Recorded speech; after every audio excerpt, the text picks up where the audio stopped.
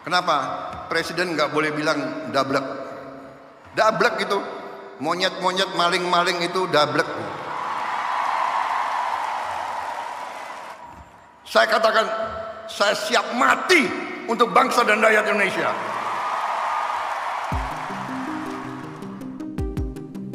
Kalian lagi jalan-jalan santai di belakang rumah.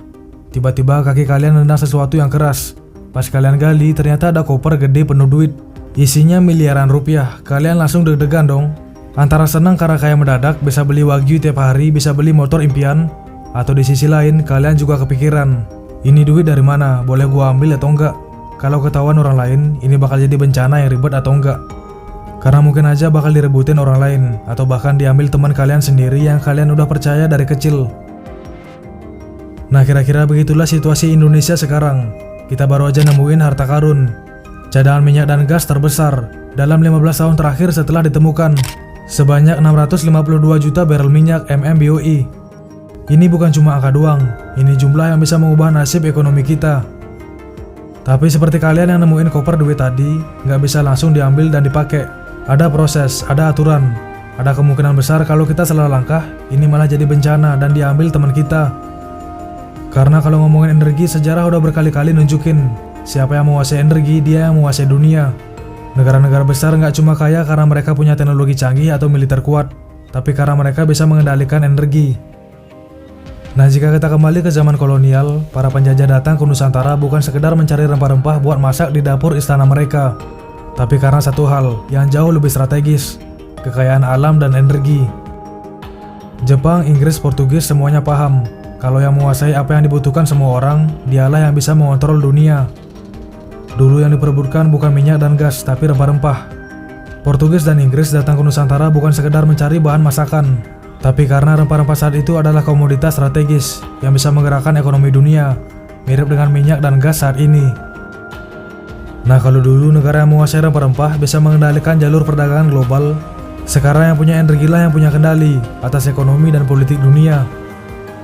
Dan kabar baiknya, Indonesia baru aja menemukan cadangan minyak dan gas terbesar dalam 15 tahun terakhir.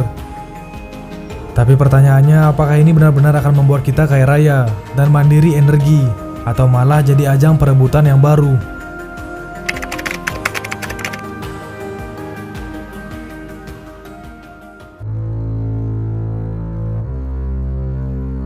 Sepanjang 2024, eksplorasi migas Indonesia sukses menemukan harta karun. Harta karun yang besar, cadangan minyak kontingen 2C naik 34%. Dari 488 million barrel of oil equivalent atau MMBOE menjadi 652 MMBOE. Nah, bintang utamanya sumur Tedong 001 di wilayah kerja Pertamina IP. Sumur ini bara berangkas yang baru dibuka, menyimpan 548 BCFG gas dan 13,51 MMBC kondensat. Dan ini bukan satu-satunya. Ada juga pengeboran di East Wolai, West Wolai, Julang Emas, dan Yaki Emas. Semuanya bagian dari strategi besar Indonesia Timur. Nah, BCFG atau Billion Cubic Feet of Gas adalah satuan yang digunakan untuk mengukur volume gas alam dalam miliar kaki kubik. Sederhananya ini kayak menghitung air di kolam renang raksasa, tapi dalam bentuk gas. Jadi kalau ada 548 BCFG, itu berarti ada 548 miliar kaki kubik gas alam yang bisa diekstraksi dari sumur tersebut. Biar lebih kebayang, 1 BCFG aja itu setara dengan gas yang bisa dipakai jutaan rumah selama bertahun-tahun. Sumber daya kita jelas melimpah, tapi pertanyaannya dari rekam jejak yang ada, bisa nggak kita manfaatin ini dengan maksimal? Karena kalau tarik ke belakang, Indonesia punya rekam jejak yang tidak selalu membanggakan dalam mengelola sumber daya alam. Sejak zaman kolonial, tanah kita selalu menjadi incaran negara asing. Coba kita lihat sejarah sedikit. Dulu Indonesia dijajah Belanda ratusan tahun bukan karena mereka suka pantai-pantai kita yang cantik, tapi karena kita punya rempah-rempah yang mereka butuhkan. Lalu Jepang datang di Perang Dunia Kedua. Salah satu alasan utamanya bukan cuma ekspansi militer, tapi juga buat menguasai sumber daya energi di Indonesia. Bahkan ada yang lebih menarik, sebagian dari orang-orang Jepang pertama yang datang ke Indonesia adalah ahli energi. Mereka paham, kalau bisa menguasai energi, mereka bisa mengendalikan ekonomi dan politik di kawasan ini. Jepang menginvasi Indonesia pada 1942 bukan hanya sekedar ingin menguasai wilayah, tapi mereka tahu betul bahwa Indonesia adalah sumber energi yang sangat strategis. Mereka mengincar ladang minyak di Sumatera dan Kalimantan untuk mendukung ambisi perang mereka. Lalu ada juga Belanda, Inggris, dan Amerika Serikat yang selama bertahun-tahun menikmati keuntungan besar dalam eksploitasi sumber daya energi kita. Nah, uniknya mereka nggak perlu menjajah dengan senjata lagi, cukup dengan kontrak kerjasama yang menguntungkan mereka, sementara Indonesia hanya mendapat bagian kecil dari keuntungan. Salah satu contoh paling terkenal adalah Blok Rokan, ladang minyak terbesar di Indonesia, yang selama lebih dari 50 tahun dikuasai oleh Chevron, perusahaan minyak asal Amerika. Nah, baru tahun 2021 lalu Indonesia berhasil mengambil alih Blok Rokan dan mengembalikannya ke tangan Pertamina. Tapi masalahnya tidak selesai di situ. Setelah Chevron pergi, ternyata teknologi yang digunakan Chevron selama puluhan tahun tidak bisa langsung diterapkan oleh Pertamina. Infrastruktur yang mereka tinggalkan sudah tua dan butuh pembaruan besar. Sementara keterampilan tenaga kerja Indonesia masih dalam proses adaptasi. Dari kasus ini kita belajar satu hal penting. Mengambil kembali kendali atas sumber daya kita sendiri itu satu hal, tetapi mengelolanya dengan efektif adalah tantangan yang jauh lebih besar. Cadangan minyak dan gas yang baru ditemukan ini pun menghadapi tantangan yang sama. Karena zaman berubah, penjajahan sekarang bentuknya nggak lagi pakai senjata dan tank, tapi lewat korupsi, kebijakan yang nggak transparan, dan permainan bisnis global. Sumber daya yang harusnya buat rakyat malah jatuh ke tangan segelintir tikus. Di Indonesia ini bukan hal baru. Berkali-kali kita lihat skandal migas yang melibatkan pejabat, perusahaan, dan mafia energi. Contohnya ada kasus Petral yang akhirnya dibubarkan karena jadi sarang mafia impor minyak. Lalu yang sebelumnya kasus Blok Rokan yang dulu dikelola Chevron Amerika Serikat, akhirnya balik ke Pertamina, tapi tetap penuh dengan drama dan tantangan pengelolaan. Nah, makanya ketika kalian dengar kabar ada cadangan migas sebesar 652 juta barrel yang baru ditemukan, pertanyaannya bukan cuma wah kita jadi kaya dong, tapi lebih ke siapa yang bakal menikmati ini, dan apakah ini benar-benar buat rakyat atau malah jadi bancakan korporasi. Dablek itu, monyet-monyet maling-maling itu dablek.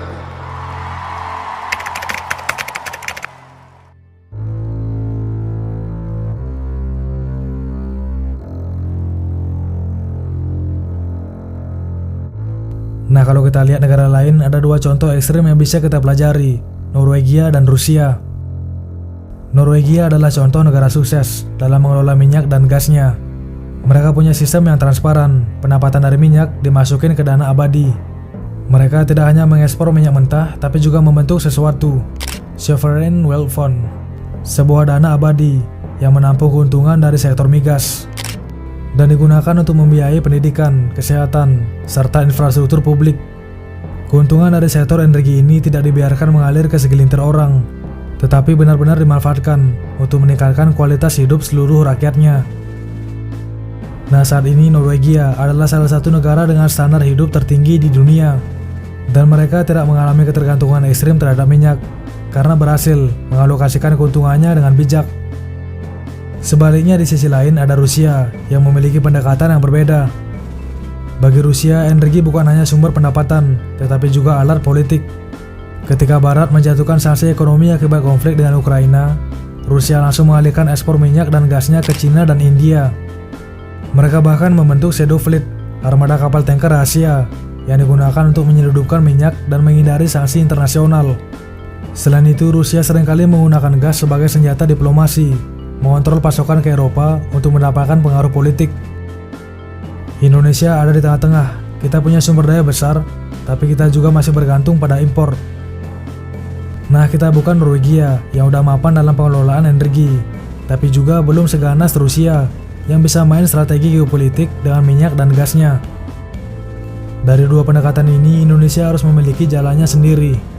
Apakah kita ingin mengikuti langkah Norwegia dengan memastikan bahwa sumber daya ini benar-benar bermanfaat bagi kesejahteraan rakyat?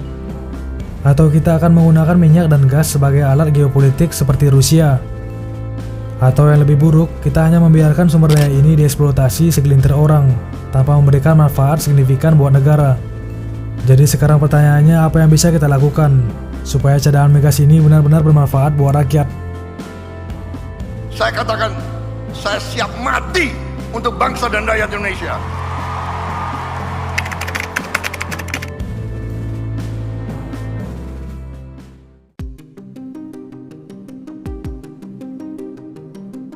Nah, pemerintahan Prabowo Subianto langsung tancap gas buat mewujudkan swasembada energi dengan strategi yang konkret, meningkatkan lifting minyak, mengonversi kendaraan BBM ke listrik, dan mengoptimalkan bahan bakar nabati atau BBN.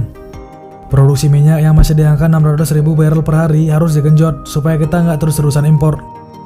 Di sisi lain, peralihan kendaraan listrik dikebut buat ngurangin konsumsi BBM, tapi tantangannya masih banyak, mulai dari minimnya charging station sampai harga mobil listrik yang belum merakyat.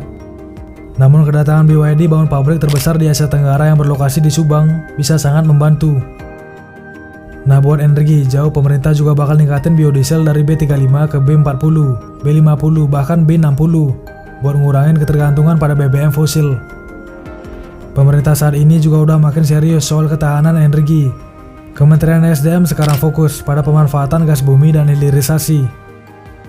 Mereka punya beberapa target, meningkatkan produksi minyak dan gas nasional, memanfaatkan gas bumi buat industri dan pertanian, supaya nggak cuma ekspor yang mentah, mengawal kebijakan ketahanan energi, supaya nggak cuma jadi wacana. Nah, dibentuk juga Satuan Tugas Peningkatan Lifting Migas, yang tugasnya memastikan minyak dan gas yang kita punya benar-benar dimanfaatkan maksimal buat kepentingan dalam negeri. Tapi ini bukan perkara gampang, ada banyak tantangan yang harus dihadapi. Salah satunya adalah permainan perusahaan asing yang udah lama bercokol di industri migas Indonesia.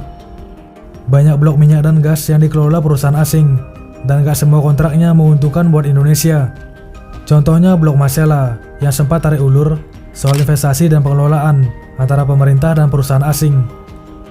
Belum lagi soal korupsi di sektor energi yang selalu jadi masalah klasik. Kalau kita lihat data, Indonesia sebenarnya bukan negara yang miskin energi. Kita punya banyak sumber daya, tapi yang jadi masalah adalah bagaimana kita mengelola. Kalau kita nggak hati-hati, cadangan migas yang baru ditemukan ini bisa jadi senjata makan tuan. Korupsi, mafia migas, dan kurangnya transparansi semakin merajalela.